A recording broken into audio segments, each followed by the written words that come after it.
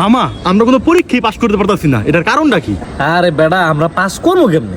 আমরা তো পড়াশোনা করার সময়ই পাই না। কেমনে? 365 দিন হলো 1 বছর। হ্যাঁ, এর ভিত্তিতে মনে কর শুক্রবার 52 দিন, তাহলে আর থাকে কয়দিন? 313 দিন। এই শীতকালীন, গ্রীষ্মকালীন, বর্ষাকালীন বন্ধ দেওয়া টোটাল 50 দিন, তাহলে আর থাকে কয়দিন? 263 দিন। এই দৈনিক ধর 8 ঘন্টা করে ঘুমাইলো, বছরে হয় 122 দিন, তাহলে আর থাকে কয়দিন? 141 দিন। এইবার চিন্তা কর, তুই যদি দৈনিক 1 ঘন্টা করেও খেলোস, তাহলে বছরে জায়গা মোটামুটি 15 দিন।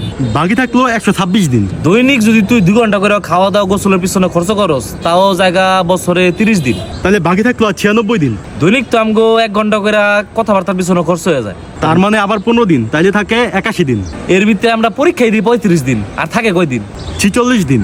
এই 40 দিনের ভিতরে আবার মনে কর বিভিন্ন উৎসব ফেস্টিভ্যালের জায়গা আরো 40 দিন। ধর, তাহলে তোরা মাত্র 6 দিন থাকে। এই 6 দিনের ভিতরে 3 দিন হয়তো তুই অসুস্থই থাকবি, তাহলে থাকে কয়দিন? তাহলে তো বাকি থাকলো মাত্র 3 দিন। 3 দিনও থাকে না। তুই কি 1 বছরের ভিতরে 2 দিন কোনো জায়গায় ঘুরতে যাবি না? তাহলে আর কয়দিন থাকে? ছি, তাহলে তো মাত্র 1 দিন থাকে। হ্যাঁ, 1 দিন থাকে। ওটা হইছে তোর জন্মদিন। খেললে খালি ফেল করি, আজকে আসল রহস্যটা বুঝলাম।